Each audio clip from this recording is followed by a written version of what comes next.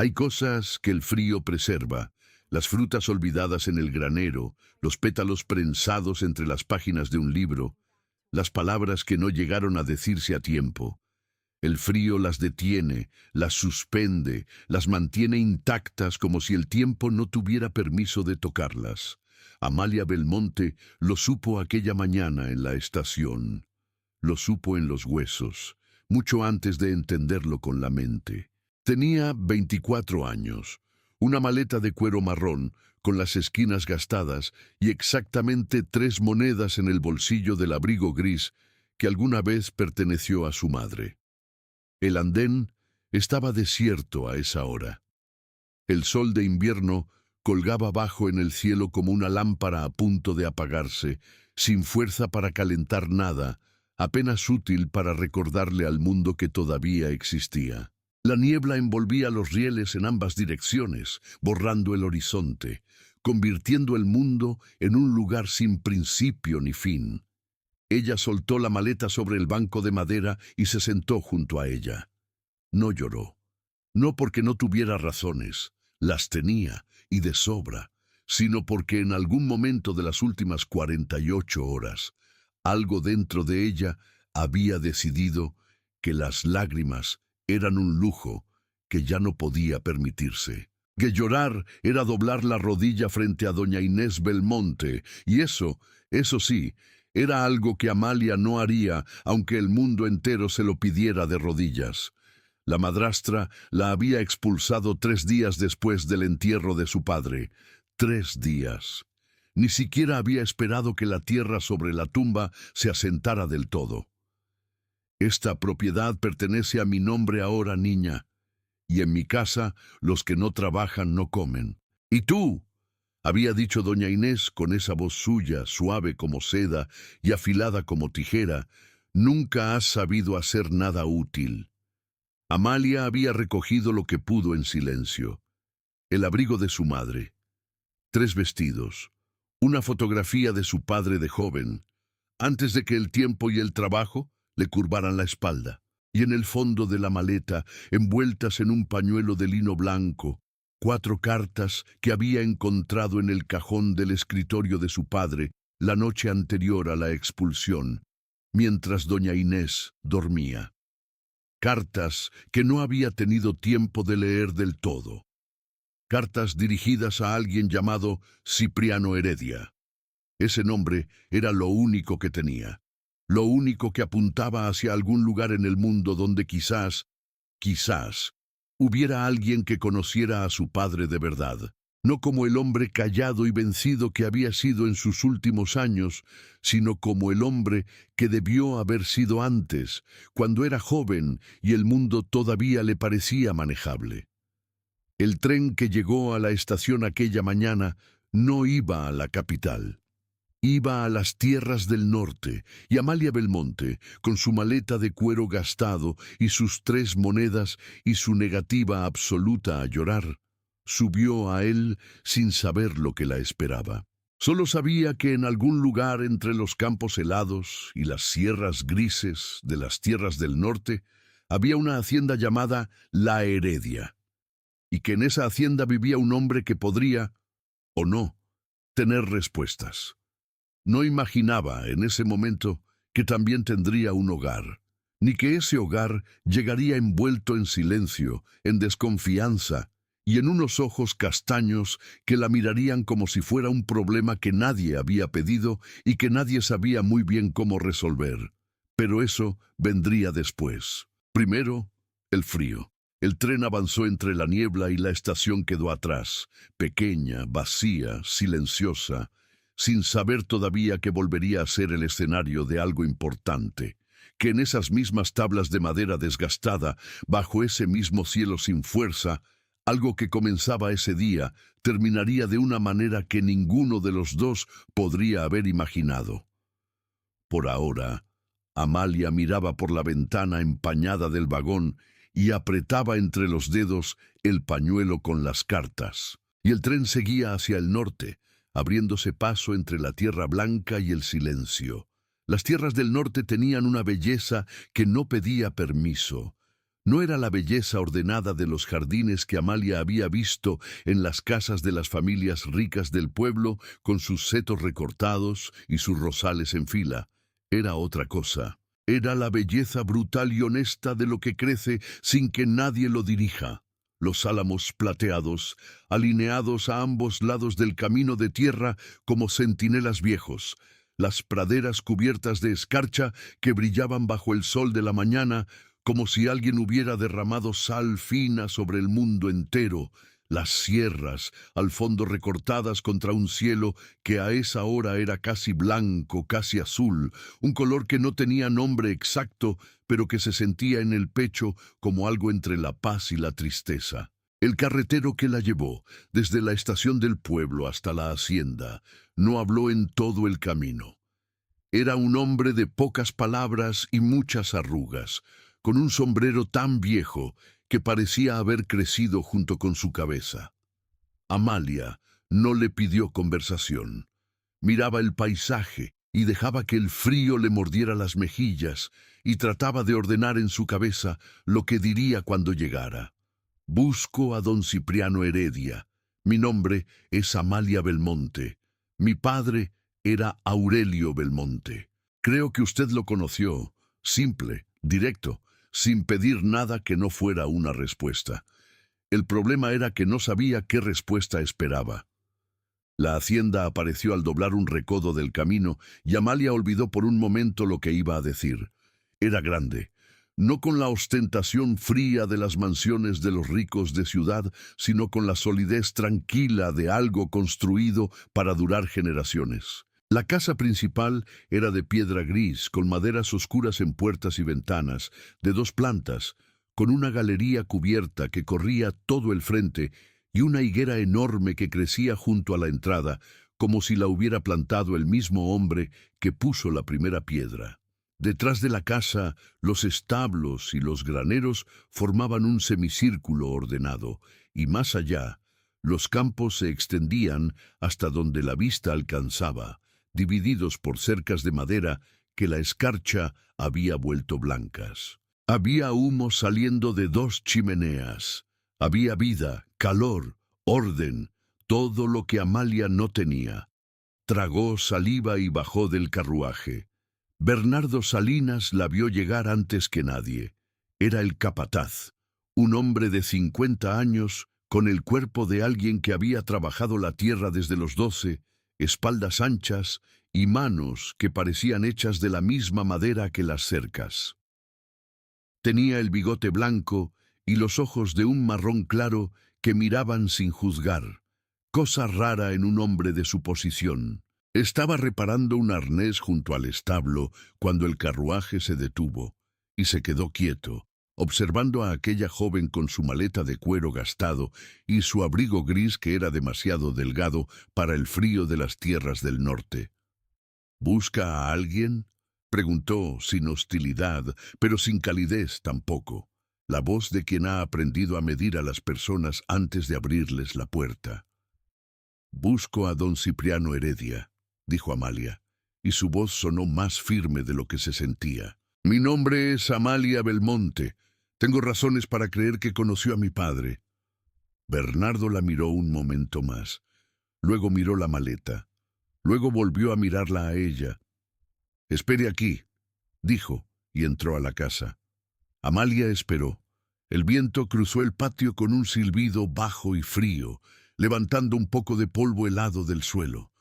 Uno de los caballos, en el establo, resopló. Algún lugar en los campos, lejos, un pájaro gritó algo corto y urgente, y luego se calló. Entonces se abrió la puerta, y salió don Cipriano Heredia. Amalia había imaginado muchas cosas durante el viaje en tren. Un hombre mayor, quizás, alguien parecido a su padre en el peso de los años y el trabajo. Alguien fácil de abordar, de convencer, de entender. No había imaginado esto. Don Cipriano Heredia tenía 36 años y la presencia de alguien que ocupa el espacio que le corresponde sin pedirle permiso a nadie. Era alto, de esos hombres que no necesitan alzar la voz porque su sola figura ya dice lo suficiente. Tenía los hombros anchos de quien carga y trabaja. pero los movimientos de quien también piensa antes de actuar, el cabello oscuro con el primero de los grises en las sienes, apenas un hilo plateado aquí y allá como la escarcha sobre los campos, le daba una gravedad que no era vejez, sino experiencia. El rostro era de líneas fuertes, la mandíbula definida, la nariz recta, los pómulos marcados. Pero lo que detuvo a Amalia no fue ninguna de esas cosas. Fueron los ojos, castaños oscuros, casi negros a la sombra de la galería, con algo dentro que era difícil de nombrar. No frialdad exactamente, era más como distancia. Como la distancia que pone alguien que aprendió por las malas que acercarse duele y que decidió no volver a cometer ese error. La miró de arriba abajo sin disimulo, con la franqueza directa de quien no tiene tiempo para cortesías vacías. «Bernardo dice que es usted hija de Aurelio Belmonte», dijo. La voz era grave, pareja, sin inflexión amable. No era bienvenida, era confirmación de datos. «Sí», dijo Amalia. «Aurelio Belmonte murió hace 12 días». Algo cruzó por el rostro de don Cipriano, rápido, casi imperceptible. Una sombra que llegó y se fue antes de que pudiera identificarse. «Lo siento», dijo. Y lo dijo de una manera que sugería que realmente lo sentía, aunque no pensara demostrarlo más de esas 2 palabras. «Encontré cartas suyas», continuó Amalia, sosteniendo la mirada aunque cada segundo le costara un esfuerzo que él no podía ver. «Cartas que mi padre guardó durante años. No sé qué dicen del todo, pero sé que usted y él se conocieron.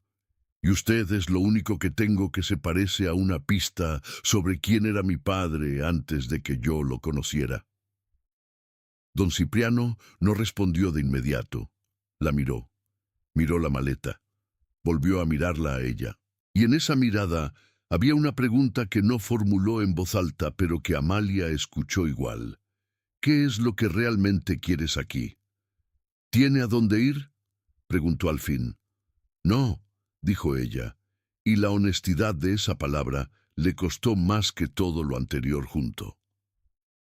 Un silencio. El viento volvió a cruzar el patio.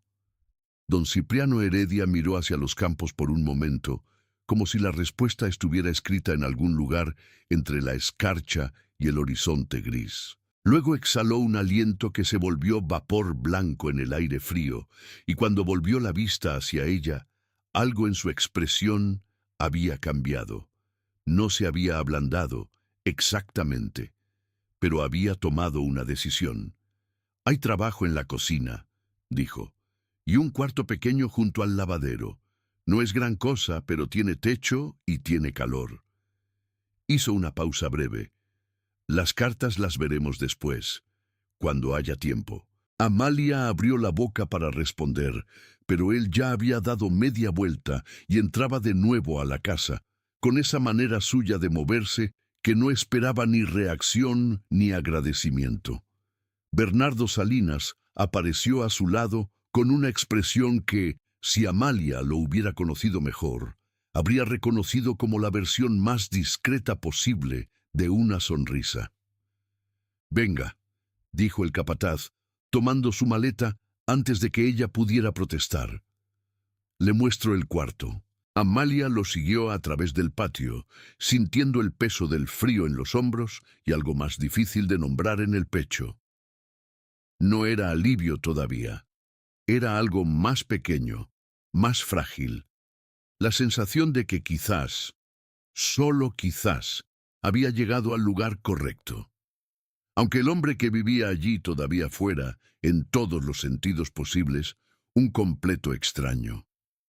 El cuarto, junto al lavadero, era pequeño, pero cálido. Una cama de hierro, una mesa baja, un baúl y una ventana diminuta por donde entraba una franja de luz fría. Amalia dejó la maleta en el suelo y respiró hondo, como si el cuerpo por fin aceptara que, al menos por esa noche, tenía dónde quedarse. Abrió la maleta, sacó el abrigo, 2 vestidos, la fotografía de su padre. Al final, el pañuelo de lino blanco con las cartas dentro. Lo sostuvo un instante entre las manos, sintiendo el peso ligero del papel como si fuera plomo. 4 sobres, todos con la misma caligrafía firme. Cipriano Heredia. Abrió el más antiguo solo hasta la mitad. Alcanzó a leer palabras sueltas. Deuda, honra, no merezco tu confianza, pero... Cerró los ojos. Volvió a guardarla. No estaba lista para saber todo. No sola. Esa noche, cuando ya estaba terminando de lavar los platos en la cocina, lo oyó entrar. «Buenas noches», dijo don Cipriano. Luciana, la cocinera, le puso un plato de guiso sobre la mesa. Él dejó el sombrero en una silla y se volvió hacia Amalia, que seguía con las manos en el agua. «¿Se acomoda bien?», preguntó directo. «Tengo techo, trabajo y comida», respondió ella. «Es más de lo que tenía ayer». Él la observó un segundo, como si calibrara esa respuesta. «Cuando termine, venga al despacho», dijo. «Quiero ver esas cartas». No preguntó si ella quería mostrarlas. Daba por hecho que sí. El despacho olía a madera, humo y papel viejo. La chimenea encendida recortaba la silueta de don Cipriano junto a la ventana. Sobre la mesa, mapas y libros abiertos. Amalia dejó el pañuelo con las cartas entre ellos. «Estaban en el escritorio de mi padre», dijo. «No sé todo lo que dicen, pero todas llevan su nombre». Él se sentó, las miró un momento sin tocarlas. «¿Las leyó?», preguntó. «Un poco. Me pareció que quizá usted debía leerlas primero». Sus miradas se encontraron. Él abrió el pañuelo, vio su propia letra de años atrás y apretó la mandíbula apenas. «Su padre vino a pedirme ayuda», dijo al fin, «y se fue debiéndome algo que no era dinero». «¿Qué era entonces?», preguntó Amalia. «Eso es lo que vamos a averiguar», respondió dejando las cartas a un lado. «Pero no esta noche», se recostó en la silla. «No voy a echarla», añadió. «Por ahora, trabajará en la casa. Veremos más adelante qué hacer». Amalia asintió, conteniendo el impulso de agradecer demasiado. Cuando ya iba a salir, él la detuvo. «Señorita Belmonte». Ella se volvió en el umbral. «Aquí la gente mira mucho», dijo él serio. «Si tiene que llorar, hágalo donde nadie la vea. No porque me moleste, sino porque hay ojos que disfrutan ver caer a los demás». «Hace días que no lloro, don Cipriano», respondió ella tranquila. «Y no pienso regalarle ese espectáculo a nadie». Por un instante, algo parecido a una sonrisa cruzó el rostro de él, rápido. «Veremos», murmuró. Amalia volvió al cuarto caminando por el pasillo de lamparinas. No sabía qué haría al día siguiente, ni qué ocultaban exactamente esas cartas. Pero algo había mudado. El frío seguía allí, solo que ya no era lo único que sentía. Algo había empezado entre esa mesa, esas cartas y esos 2 silencios que se desafiaban, y lo que fuera no sería pequeño. La mañana siguiente empezó antes de que el sol se decidiera a levantarse del todo. El frío entraba por las rendijas como un animal pequeño y obstinado, pero la cocina ya estaba despierta. Olor a café fuerte, a pan haciéndose en el horno, a leña recién encendida. Luciana le puso un delantal en las manos a Amalia sin muchas ceremonias. «Aquí nadie tiene tiempo de sentirse desgraciado», dijo medio en broma. «Si se mueve rápido, el frío tarda más en alcanzarla». Amalia aprendió la rutina a base de observar y obedecer. Agua a calentar, pan a cortar, platos a poner. Los peones entraban y salían, saludaban con un gesto de cabeza, la medían con la curiosidad inevitable reservada a cualquier rostro nuevo en la hacienda. Don Cipriano desayunó en la cocina, como Luciana había dicho. Sentado al extremo de la mesa larga, taza de café en una mano, pan en la otra, leía unos papeles mientras comía. No hablaba si no le hablaban, pero nada de lo que ocurría allí parecía escapar a sus ojos. En un momento levantó la vista y se encontró con la de Amalia, que secaba un plato. Bernardo la llevará hoy a recorrer los límites, dijo, como si retomara una conversación que hubieran dejado pendiente. Necesita saber hasta dónde es seguro caminar. Entendido, respondió ella. No hubo sonrisa ni gentileza extra, pero tampoco distancia hostil. Era como si él aceptara su presencia de hecho, aún sin saber qué lugar exacto darle. Los campos, a plena luz, eran aún más hermosos de lo que habían parecido desde el carruaje. La escarcha empezaba a derretirse en algunas zonas, dejando brillos de agua sobre la hierba. Bernardo caminaba a su lado, señalando con el brazo. De este lado, los potreros. Más allá, los sembrados. Si ve la cerca rota, avise. Si escucha perros al otro lado, no se acerque. No son nuestros. Amalia guardaba cada indicación como quien guarda monedas. —¿Hace mucho que trabaja para don Cipriano? —preguntó. Bernardo se acomodó el sombrero pensativo. —Lo vi llegar aquí siendo casi un muchacho —dijo. Esta hacienda ya era de la familia, pero él la levantó de verdad. La tierra lo respeta y la gente también, aunque a veces le teman un poco. ¿Por qué le temen? Porque no se dobla fácil y porque no perdona con rapidez. Hizo una pausa, pero eso también significa que, si decide estar de su lado, es de los que se quedan hasta el final. Amalia miró hacia la casa, allá a lo lejos, recortada contra el cielo. Non sabía si aquí lo tranquilizaba o a deixaba más inquieta. Los días siguientes encontraron un ritmo propio. Amalia en la cocina, en el lavadero, llevando manteles al salón, aprendiendo nombres y costumbres. Don Cipriano aparecía y desaparecía como parte del paisaje. A veces cruzaba el patio a grandes pasos, rumbo a los establos. Otras pasaba por la cocina solo para dejar una orden breve o hacer una pregunta rápida sobre las provisiones. No buscaban el contacto, pero de vez en cuando coincidían en espacios demasiado pequeños para ignorarse. Una tarde, Amalia llevaba un cubo de agua por el pasillo cuando dobló la esquina y casi chocó con él. «Disculpe», dijo, inclinando el cuerpo para que el agua no se volcara. Él sujetó el balde con una mano firme antes de que eso pasara. Sus dedos rozaron los de ella, apenas un segundo. El metal frío del asa, la calidez de las manos, el silencio que se estiró un poco más de lo necesario. «Mire por dónde anda», murmuró soltando el balde. No había dureza en la voz, pero sí una nota que ella no supo descifrar. «Si me avisaran cuando giran las esquinas, sería más fácil», replicó, suave.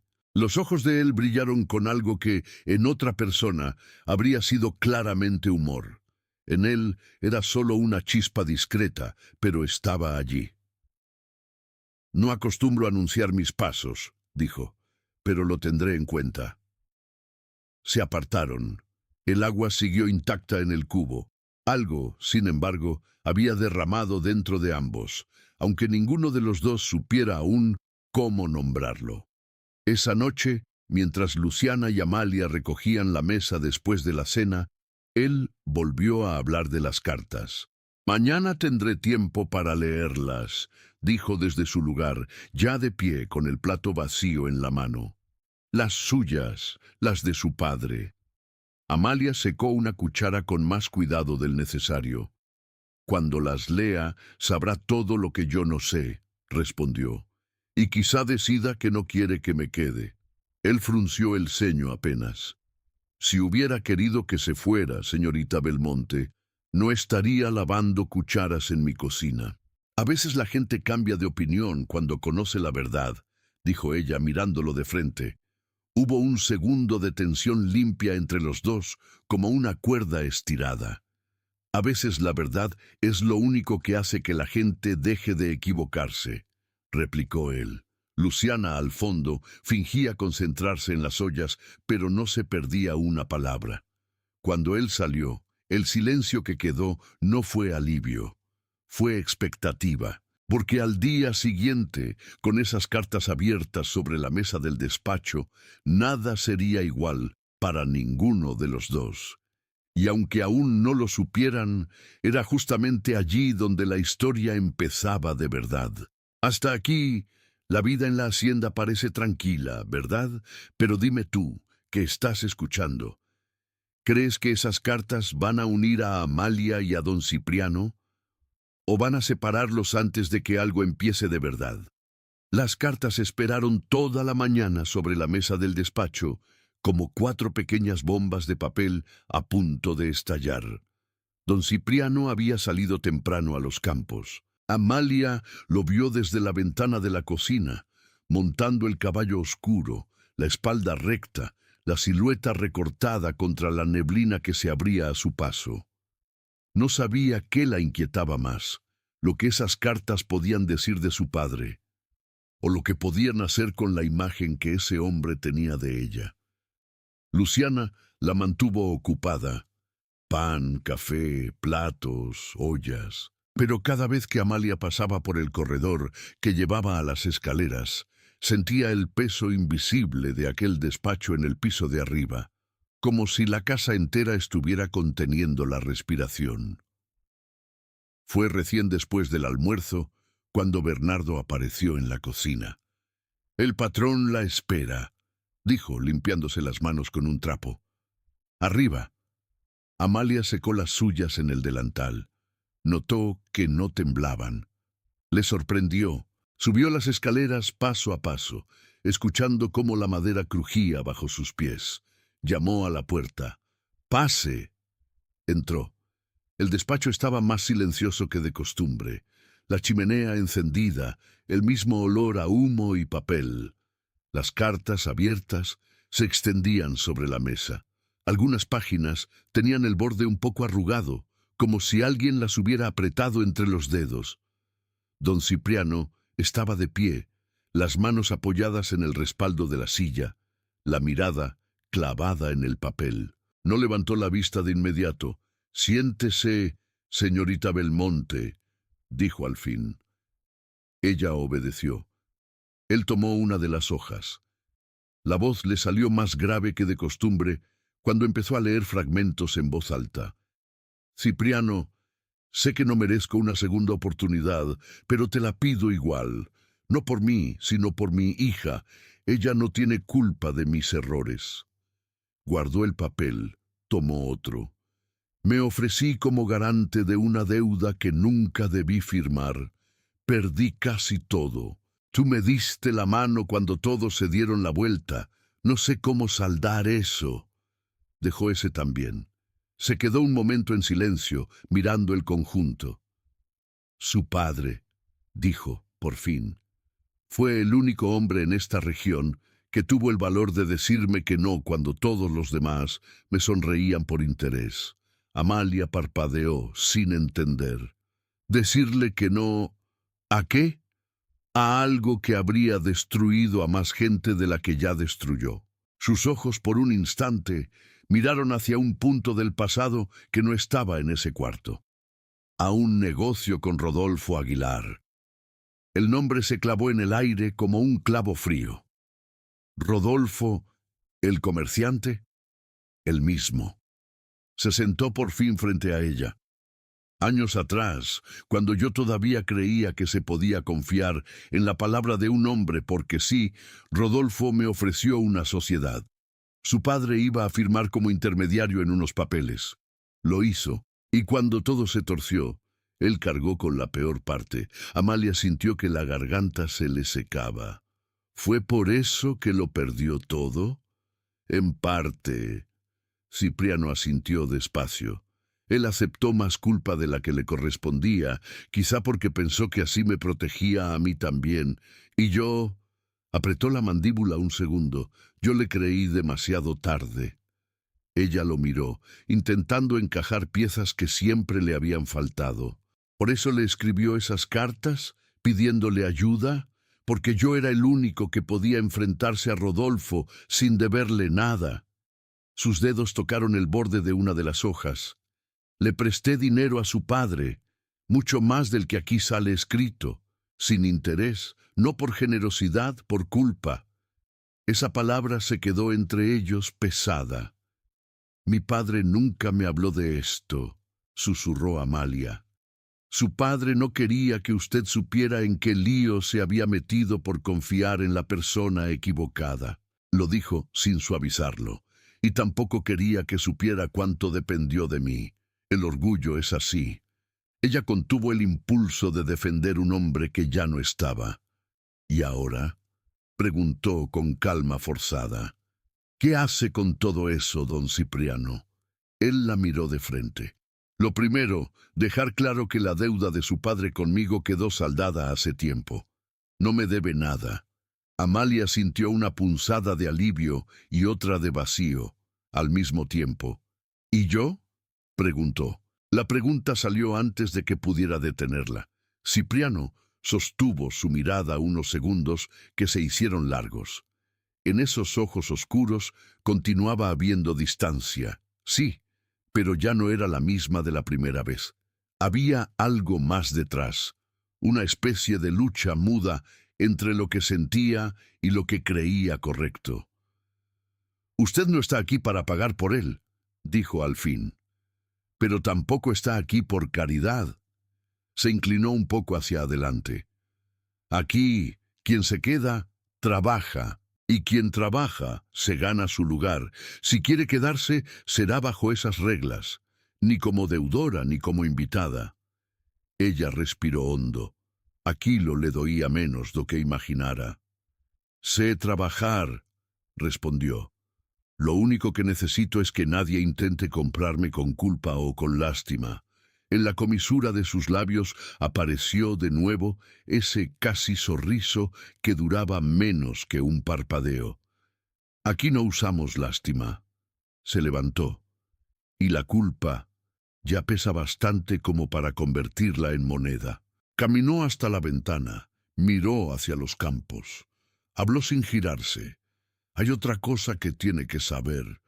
Rodolfo Aguilar no es hombre que se quede quieto. No le gustó que yo sacara a su padre de ciertos papeles, ni le gustará que usted esté bajo este techo». El nombre volvió a caer entre ellos, esta vez como una sombra que se estiraba hacia el futuro. «¿Por qué le importaría a él dónde estoy yo?», preguntó Amalia. «Porque hay gente que necesita tener bajo control hasta lo que ya perdió», respondió Cipriano. «Y porque, si algo le queda de rencor hacia su padre, ahora lo va a buscar en usted». Ella apretó las manos sobre la falda. «No tengo nada que él pueda querer», dijo. «Tiene su nombre», replicó él, volviéndose por fin, «y eso basta para que se meta donde no la llaman». Los dos se quedaron en silencio un momento, midiendo el peso de ese peligro nuevo.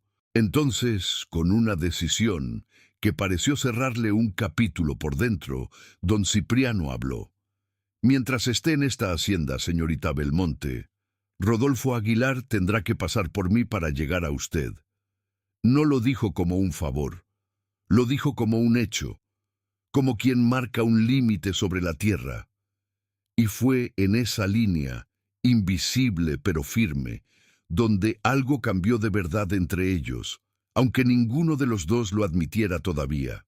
Porque a partir de ese momento, Amalia ya no era solo una huésped incómoda con cartas del pasado. Era, le gustara o no, parte de la guerra silenciosa entre dos hombres que venían midiéndose desde hacía años. Y el corazón del hombre que acababa de ponerse en medio todavía no sabía cuánto iba a arriesgar en esa batalla. Pasaron unos días en una calma engañosa. Amalia trabajaba en la casa, ya con la seguridad de quien conoce la rutina. Despertar antes del alba, ayudar a Luciana, cruzar el patio con baldes de agua mientras el frío se pegaba a la piel, cambiar manteles, encender lámparas cuando caía la tarde. Los peones se habían acostumbrado a verla. Algunos saludaban con una broma corta, otros solo con un gesto de cabeza. Don Cipriano, por su parte, volvió a su ritmo de siempre. Salía a caballo, revisaba cercas, hablaba con Bernardo en voz baja, Volvía cargando el cansancio del día en los hombros. No mencionó las cartas otra vez. Pero Amalia sabía que algo en él había cambiado. Lo notaba en el modo como, a veces, su mirada se detenía un segundo de más cuando ella pasaba, como si viera en su rostro rastros de un hombre muerto. Aquella tarde, el cielo estaba más bajo que de costumbre. Nubes espesas cubrían la línea de las sierras, como si la nieve estuviera pensando seriamente en llegar. Amalia estaba sacudiendo alfombras en la galería cuando vio una figura aproximarse por el camino principal. No era un peón, tampoco un viajero cualquiera. La chaqueta oscura bien cortada, el sombrero nuevo, las botas limpias, el porte seguro de quien está acostumbrado a entrar en casas ajenas como si todas fueran suyas. El carruaje que esperaba atrás, con un caballo lustroso y un cochero nervioso, completaba la imagen. Bernardo apareció casi al mismo tiempo en el patio, con el ceño levemente fruncido. «¿Qué hace aquí este hombre?», murmuró, más para sí que para ella. «¿Quién es?», preguntó Amalia, aún con la alfombra en las manos. Bernardo no respondió de inmediato. Miró hacia la casa, como midiendo si era su lugar decirlo. «Rodolfo Aguilar», dijo por fin. «El comerciante». El nombre le cayó en el estómago como una piedra. El hombre que había arrastrado a su padre a una deuda que casi lo destruyó. El hombre que había compartido papeles con don Cipriano y salido ganando donde otros perdieron. Ahora estaba entrando por la puerta de la hacienda como si viniera a visitar a un viejo amigo. El saludo en el patio fue cortés en la superficie, duro por debajo. «Don Cipriano», dijo Rodolfo sonriendo demasiado. «Hacía tiempo que no venía por aquí». «No lo bastante», respondió Cipriano, saliendo de la galería para recibirlo. «¿Qué lo trae a mis tierras?». Amalia, desde la sombra del pilar, observaba. No pretendía escuchar, pero las palabras la alcanzaban igual. Rodolfo era un hombre de unos 40 años, más bajo que Cipriano, más ancho también, con el pelo engominado hacia atrás y un bigote fino que parecía dibujado con regla. Sus ojos, de un color indefinido entre miel y amarillo, brillaban con una inquietud constante, como si estuvieran siempre midiendo lo que podían tomar de cada lugar. «Negocios, como siempre», dijo elevando las manos. «Dicen que este año la cosecha aquí arriba va a ser buena, y yo soy un hombre precavido. Me gusta asegurar mis compras antes de que otros se adelanten. Mis tratos los seguimos por carta, como hasta ahora», replicó Cipriano. «No veo por qué la visita». Rodolfo sonrió un poco más. «Porque hay cosas que es mejor hablarlas mirándose a los ojos», dijo. «Por ejemplo, los viejos amigos que tenemos en común». Fue entonces cuando miró hacia la galería y la vio. Amalia sintió ese vistazo, como si alguien le hubiera pasado una hoja de metal frío por la piel. No fue una mirada cualquiera, fue la de un hombre que reconoce algo que no esperaba encontrar. «Vaya, vaya», murmuró, bajando un poco la cabeza. «No sabía que tenías nueva gente en la casa, Cipriano». «No es asunto tuyo quién trabaja aquí», dijo él, corto. Pero Rodolfo ya avanzaba un paso, como si la curiosidad lo empujara. «Disculpe, señorita», dijo, inclinándose apenas. «Juraría que la he visto antes. ¿Puede ser que su apellido sea Belmonte?» Amalia sintió como la sangre le subía al rostro, no por vergüenza, sino por una mezcla de rabia y miedo que no había tenido tiempo de aprender a manejar. Podía negar, podía mentir, pero algo en su espalda se enderezó sin pedir permiso. «Amalia Belmonte», dijo con calma, «hija de Aurelio». El brillo en los ojos de Rodolfo cambió. De la sorpresa pasó a algo más oscuro, más afilado. «Claro», murmuró. «El buen Aurelio, un hombre de palabra, a veces más de la cuenta». Cipriano dio un paso adelante, cortando la línea invisible que se estaba tendiendo entre ellos. Viniste a hablar de cosechas, Aguilar, dijo, sin rodeos. Hablemos de eso. Lo demás no te concierne. Rodolfo alzó las manos de nuevo como quien se rinde. Tienes razón, dijo. No quiero problemas. Solo, digamos que me sorprende que la hija de un hombre que me dejó ciertos asuntos sin cerrar haya encontrado techo justamente bajo tu techo. La frase estaba llena de puntas, aunque sonara suave. Amalia apretó los dedos en la alfombra que aún sostenía. No sabía exactamente qué asuntos sin cerrar mencionaba, pero la intención era clara. Quiere ensuciar el nombre de mi padre aquí también. Cipriano no sonrió. Los asuntos entre tú y Aurelio quedaron cerrados el día que enterramos a su hija solo en papeles. Dijo, bajo, firme. Lo que él te debía, te lo pagué yo. ¿O lo olvidaste? Por un segundo, algo duro, casi violento, cruzó por los ojos de Rodolfo. Luego, la sonrisa volvió a su lugar, como una máscara. No olvido, Cipriano, dijo. De hecho, esa es una de mis mejores cualidades. Se quedaron mirándose un momento, dos hombres que se conocían demasiado bien como para fingir cordialidad real. Luciana, llamó Cipriano sin apartar la vista de Rodolfo. La cocinera apareció en la puerta. Lleve a la señorita Belmonte adentro. Hay cosas que no necesita escuchar. La instrucción era para Luciana, pero las palabras eran para Amalia. Ella obedeció. Entró en la casa, dejando o patio atrás, mas cada paso le pesaba. No quería irse. Quería escuchar, quería saber qué más quedaba sin decir entre esos dos hombres que habían marcado el destino de su padre. Desde la ventana de la cocina apenas alcanzaba a ver sus siluetas y a oír retazos de frases. Condiciones mejores. No me amenazas. No te conviene tenerla aquí. Luciana cerró la contraventana con un gesto seco. Cuanto menos sabe uno de la basura de los otros, más tranquilo duerme, murmuró. Confíe en el patrón. Él sabe con quién se mete. Amalia sostuvo el borde de la mesa, resistiendo la tentación de abrir la ventana de nuevo. Confiar. Era una palabra grande para alguien que acababa de ser echada a la calle por la familia que tenía de sangre. Pero cuando, un rato después, vio entrar a Cipriano con el rostro tenso y las manos cerradas en puños que luego aflojó despacio, sintió algo parecido a una decisión formarse dentro de sí.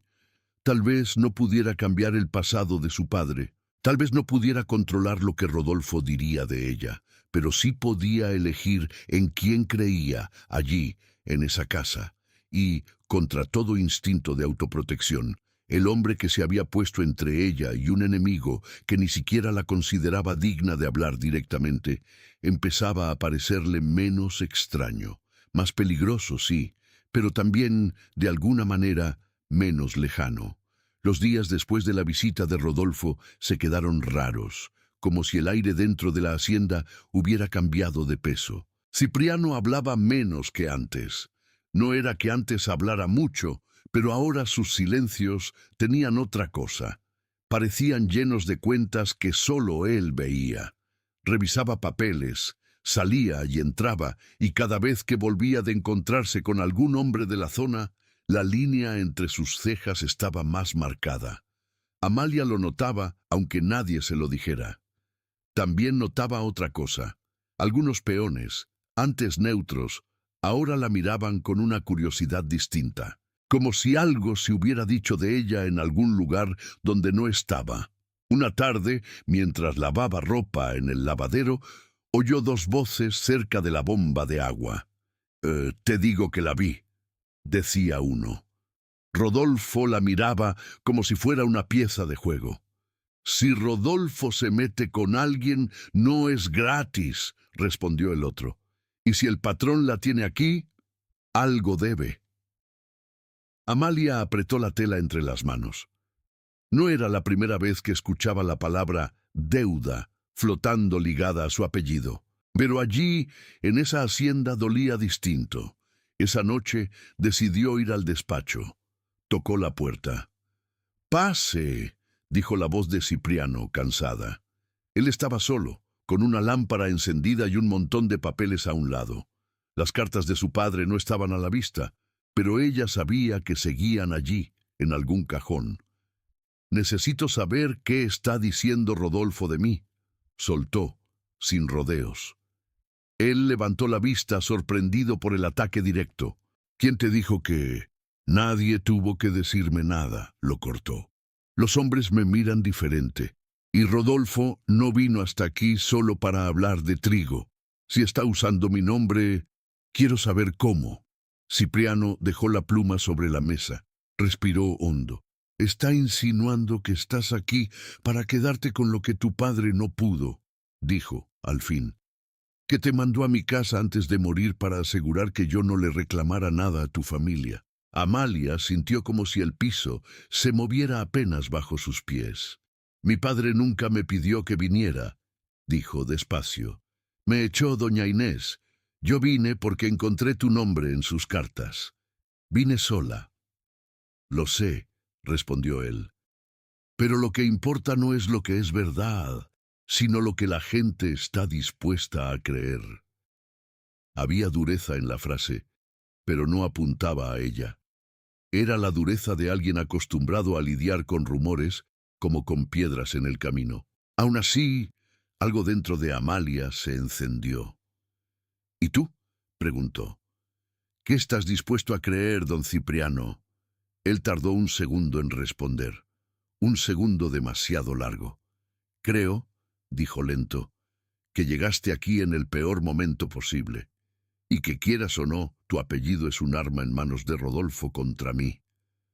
Esa frase le dolió más que si la hubiera acusado directamente. «No elegí mi apellido», replicó, la voz temblando un poco. «Tampoco elegí que mi padre confiara en el hombre equivocado. Lo único que elegí fue no quedarme en una casa donde me echaron a la calle. Y venir aquí fue la única decisión que tomé por mí misma en años». Se hizo un silencio espeso. «No te estoy culpando por existir», dijo él, aunque en sus ojos había algo que se acercaba peligrosamente a eso. «Estoy diciendo que tu presencia aquí tiene un precio, y no sé aún si estoy dispuesto a pagarlo». Las palabras cayeron como una puerta que se cierra. Amalia sintió que el calor de la chimenea no conseguía alcanzarla. «Entonces dilo claro», murmuró. «Si soy una carga demasiado grande, si mi presencia te complica los acuerdos, dilo y me iré». Él se levantó de golpe, la silla raspando el piso. «¿Y a dónde irías?», preguntó áspero. «¿Volverías a la casa de la mujer que te echó? ¿Al pueblo? ¿A la calle? ¿A la caridad de gente que no sabe ni tu nombre completo?» «No lo sé», respondió, erguida.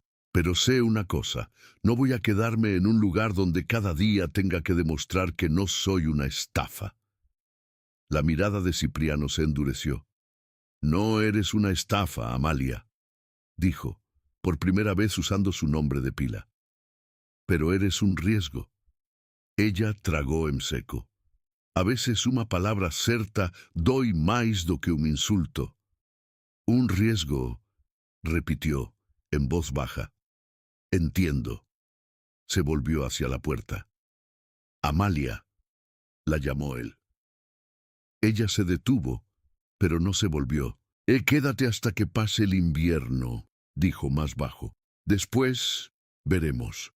Esa frase, que pretendía ser una especie de tregua, cayó sobre ella como un veredicto. «Hasta que pase el invierno», como si estuviera marcando fecha de vencimiento para su presencia, para su lugar, para cualquier cosa que pudiera estar creciendo entre ellos.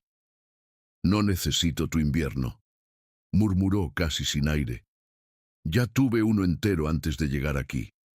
Y salió. Esta vez no hubo nadie en el pasillo para ver cómo sus ojos se llenaban de agua. Ni Luciana, ni Bernardo, ni los peones. Solo ella, las paredes de madera y el frío que se colaba por las rendijas. En su cuarto junto al lavadero abrió la maleta, Miró sus pocas cosas y supo, con una certeza que le dolió en el cuerpo, que algo se había roto. No el orgullo. Eso ya venía quebrado de la casa de doña Inés. Otra cosa. La primera raíz de confianza que había empezado a crecer en esa tierra. Y aunque aún no hiciera la maleta, aunque sus manos no tocaran las cartas ni la fotografía de su padre, Amalia Belmonte decidió esa noche, en silencio, una cosa. Si alguien iba a decidir cuándo se iría de allí, sería ella, no él, no Rodolfo, no la sombra de un muerto. Ella. A la mañana siguiente, la casa parecía igual. Solo Amalia sabía que no lo era. Doblando ropa en silencio, iba guardando todo en la maleta abierta sobre la cama. No era mucho. Justamente por eso, irse parecía al mismo tiempo fácil e imposible. Bernardo la encontró en el pasillo, con el abrigo sobre el brazo. «¿A dónde va con esa cara de que ya no vuelve?», preguntó, sin rodeos. «No se preocupe, en invierno nadie hace tanta falta», respondió ella intentando pasar. Él se movió un paso, cerrándole el camino sin brusquedad, pero firme. ¿Qué fue lo que le dijo el patrón? Amalia sonrió apenas, sin humor. «Que soy un riesgo, y que puedo quedarme hasta que pase el invierno». Bernardo cerró los ojos un instante, como quien oye repetirse un viejo error. «Ese hombre a veces habla como si todavía estuviera solo en el mundo», murmuró. «Pero no todo lo que dice es lo que siente». «Yo no puedo vivir de tal vez», lo cortó ella. «Ya me echaron una vez. No voy a esperar sentada a que alguien lo haga de nuevo». Bernardo suspiró hondo. «Por lo menos espere a que yo hable con él», pidió. «Si después de eso sigue queriendo irse, yo mismo la llevo a la estación». Ella dudó. No confiaba más en promesas de techo, pero confiaba un poco en Bernardo. «Tiene hasta el final del día», dijo. «Cuando oscurezca, me voy». Cipriano estaba en el establo cuando Bernardo lo encontró. «Necesitamos hablar», soltó el capataz. «Si es sobre Rodolfo, ya escuché suficiente por hoy». «No es sobre él, es sobre la muchacha». Eso bastó para que Cipriano se detuviera. «¿Qué pasa con ella?» «Está haciendo la maleta, se va». El silencio que siguió dijo más que cualquier exclamación. «Yo no le dije que se fuera», respondió tenso. «No hizo falta», replicó Bernardo. «A veces las palabras que soltamos hacen el trabajo solas». Lo miró de frente, como solo alguien que lo había visto crecer podía hacerlo. «Usted vive diciendo que no quiere repetir errores del pasado», siguió Bernardo. «Pues está a un paso de hacer con la hija lo mismo que el mundo hizo con el padre, dejar que otro decida cuánto vale». El nombre de Aurelio pareció llenar el establo junto con el olor a paja y a caballo. «Usted sabe bien lo que Rodolfo le hizo a ese hombre», insistió Bernardo. «Y ahora va a dejar que el mismo sujeto defina quién es la muchacha dentro de su propia casa». Cipriano desvió la mirada hacia el patio. A lo lejos se veía la pequeña ventana del cuarto junto al lavadero. «Ella es un riesgo», murmuró casi para sí. «Todo lo que vale la pena es un poco riesgo, patrón», dijo Bernardo, suave pero firme. «Quedarse solo también es un riesgo, solo que de esos que uno nota cuando ya es demasiado tarde». Cipriano no respondió, pero la forma en que tiró las riendas a un lado, se quitó los guantes y salió del establo con pasos largos, lo dijo todo. La decisión que no se había atrevido a tomar delante de Amalia. Ahora el corazón la estaba tomando por él, por detrás de su propio orgullo. Y, por primera vez en mucho tiempo, don Cipriano Heredia aceptó el riesgo de estar equivocado, para intentar, tal vez, al fin acertar. Cuando el sol empezó a caer detrás de las sierras, Amalia cerró la maleta. Luciana la miró desde la puerta de la cocina con los brazos cruzados. «¿Está segura?», preguntó. Aquí por lo menos tienes sopa caliente. La sopa no alcanza si uno siente que está de más, respondió Amalia, con una media sonrisa triste. Gracias por todo, Luciana. No quiso alargar la despedida. Cruzó el patio con el abrigo puesto y la maleta en la mano, igual que el día en que llegó, solo que ahora conocía cada piedra del suelo. Nadie la detuvo. Bernardo no apareció. Tal vez seguía intentando hacer entrar en razón a un hombre que siempre tardaba un poco más en escuchar el corazón. El carro que bajaba al pueblo la llevó hasta la estación. El frío allí era el mismo de la primera vez. Viento cortante, niebla baja, bancos de madera. Parecía que el tiempo no se había movido nada, solo ella. Se sentó, dejó la maleta a su lado, juntó las manos sobre el regazo. Otra vez aquí, pensó. Siempre vuelvo al frío. El silencio del andén fue quebrado por cascos de caballo, primero lejos, después más cerca, hasta detenerse justo enfrente. Amalia no se giró de inmediato. Sabía quién era. Si se queda mucho tiempo quieta, el frío se le va a meter hasta en los huesos, dijo la voz de Cipriano, un poco agitada por la carrera. Ella levantó la vista despacio. Él estaba allí, de pie, respirando fuerte, con la nieve vieja pegada a las botas y el cabello desordenado por el viento. Nunca lo había visto tan fuera de control y, a la vez, tan decidido. Pensé que no estaba dispuesto a pagar el precio de tenerme en su casa, dijo ella sin levantarse. Pensé muchas tonterías, admitió él. Y abrí la boca antes de callarle al orgullo lo que quería decir. Dio un paso hacia el banco. Si se va ahora, Amalia, lo único que va a llevarse es la versión de la historia que otros contaron de usted. Y yo, tragó saliva, yo me voy a quedar con una hacienda en orden y esta estación vacía, sabiendo que la eché sin echarla. Ella lo miraba en silencio, con el corazón golpeando fuerte. No me echó, dijo, suave. Solo me puso fecha de salida. El gesto de dolor en el rostro de él fue breve, pero real. Me equivoqué, dijo, directo. Con tu padre, hace años, por no creerle a tiempo. Y contigo ahora, por dejar que el miedo a repetir esa historia hablara por mí. Se quitó los guantes, como si necesitara sentir el aire helado en la piel para mantenerse presente. «Oh, no vine a pedirte que te quedes como una deuda», continuó. «Ni por lástima. Vine a pedirte que si te vas, sea porque tú quieres, no porque mis palabras fueron más cobardes que mi corazón». El silbato del tren sonó a lo lejos, anunciando que no tenían mucho tiempo. «¿Qué cambiaría si vuelvo?», preguntó Amalia.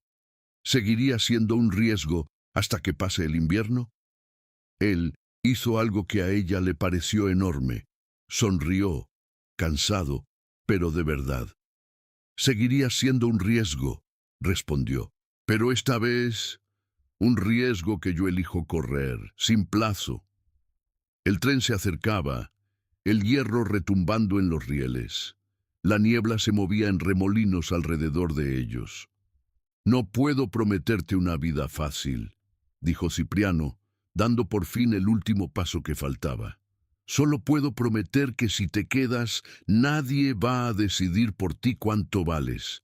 Ni Rodolfo, ni tu madrastra, ni mis miedos, solo tú. Y si me dejas, yo a tu lado». Las palabras le temblaron un poco, pero salieron. Amalia miró la maleta. Miró el tren que se acercaba, miró a ese hombre que por primera vez no se escondía detrás de órdenes ni de silencios. El tren paró, las puertas se abrieron, nadie bajó, nadie subió. El mundo entero pareció reducirse a una simple decisión. Amalia se puso de pie, tomó la maleta. Cipriano contuvo el aire, preparado para verla subir al vagón. En lugar de eso, ella levantó la maleta y la dejó caer de nuevo sobre el banco de la estación. «No me gusta que me pongan fecha de salida», dijo con una chispa nueva en los ojos. «Así que, si me quedo, será bajo otra condición». Dila, respondió él rápido, que esta estación... Miró alrededor, al frío, a la niebla, al banco.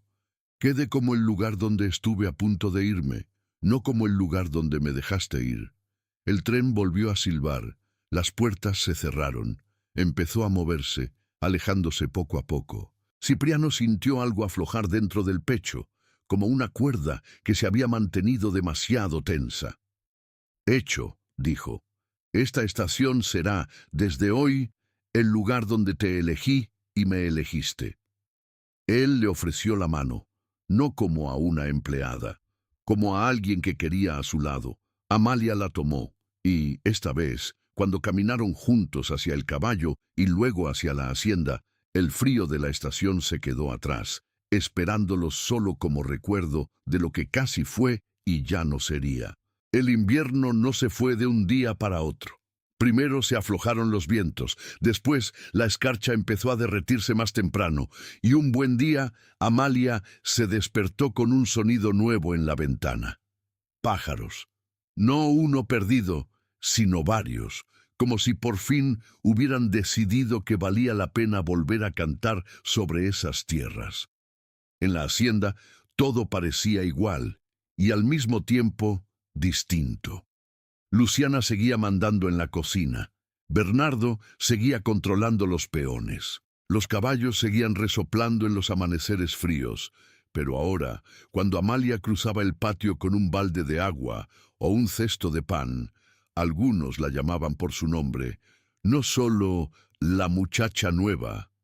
Y cuando don Cipriano aparecía a caballo al final de la tarde, la mirada con que buscaba primero el movimiento de ella en el patio era tan evidente que hasta Luciana suspiraba, divertida, detrás de las ollas. Rodolfo no volvió, no de cuerpo presente. Sus cartas, sí, llegaron un par de veces, cargadas de frases cuidadas y amenazas disfrazadas de buenos consejos.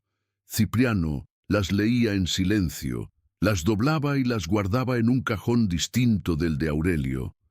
Dos historias separadas, dos hombres que habían querido marcar la vida de Amalia desde la sombra. «Él ya no decide nada aquí», le dijo un día, cerrando el cajón. «Ni sobre mí, ni sobre ti». Ella asintió. No necesitaba más. La vida se fue armando de pequeños gestos. Amalia aprendió a montar mejor, primero guiada por Bernardo, después por el propio Cipriano, que encontraba cualquier excusa para alargar las tardes en los caminos de tierra, hablando un poco más de lo habitual. Él le mostró los rincones de la Heredia que casi nadie conocía, una higuera escondida detrás de un cerro, un arroyo pequeño donde el agua era tan clara que parecía vidrio, una piedra grande desde donde se veía la hacienda entera como en un dibujo.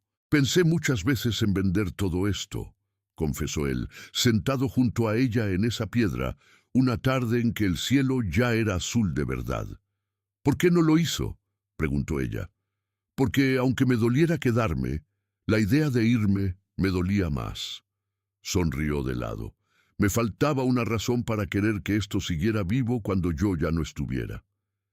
Ella bajó la vista, jugando con una brizna de pasto entre los dedos.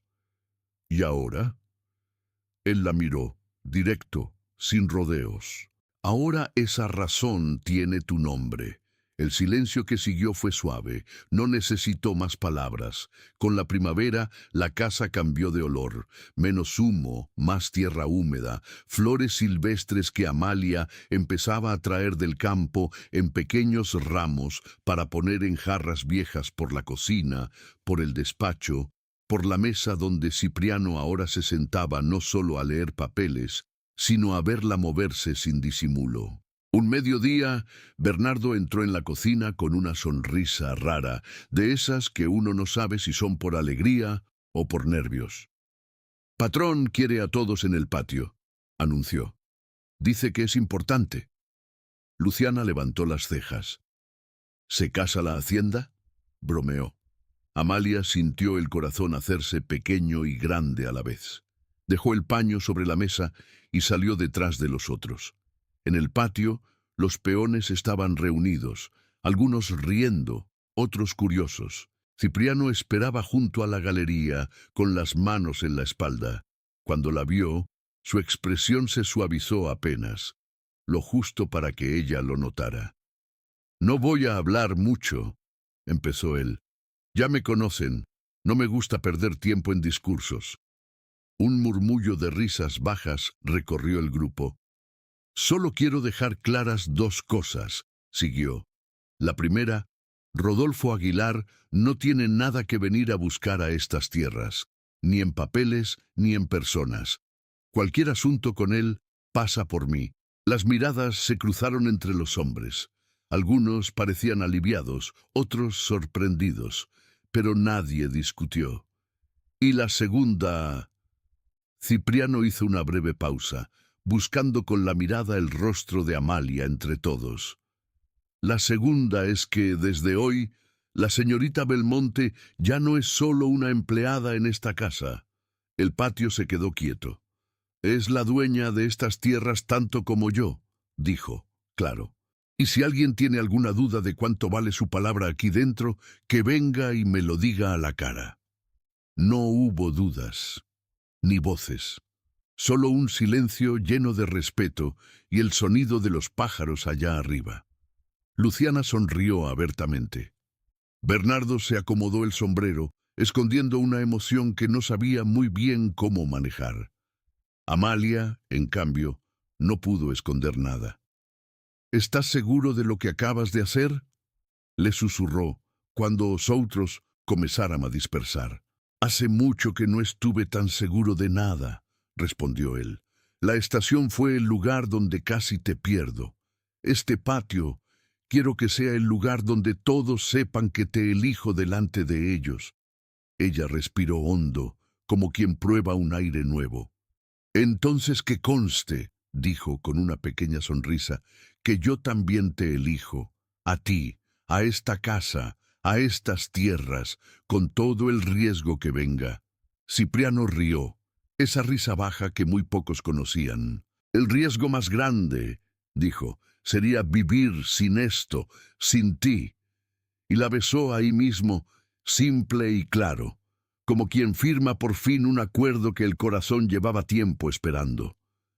Con los meses, la Heredia cambió de sonido. Menos pasos solitarios en los pasillos, más voces compartiendo la mesa. Algunas noches, Amalia leía en voz alta las cartas viejas de Aurelio y de Cipriano, no para buscar culpas, sino para entender de dónde venían y agradecer, en silencio, haber llegado hasta allí. La maleta seguía en el cuarto, ahora no junto al lavadero, sino en otro más amplio, con vista al campo. No estaba vacía, pero ya no era un símbolo de partida.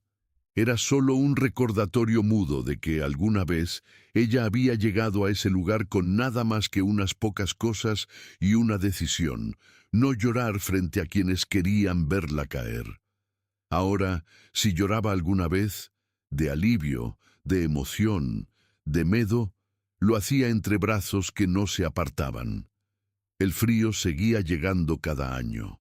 La diferencia era que ahora, cuando la escarcha cubría otra vez los cercos y la niebla envolvía la estación, Amalia la miraba desde la galería de la hacienda, una manta sobre los hombros, una taza caliente entre las manos y la certeza tranquila de que el invierno ya no era sinónimo de pérdida, era solo una estación más que ellos atravesarían juntos. Y allá lejos, en la estación fría donde todo casi se rompió, quedaba para siempre la imagen de una maleta que no subió al tren, y de un granjero que, por fin, tuvo el valor de abrirle la puerta del corazón a quien solo pedía un lugar para quedarse.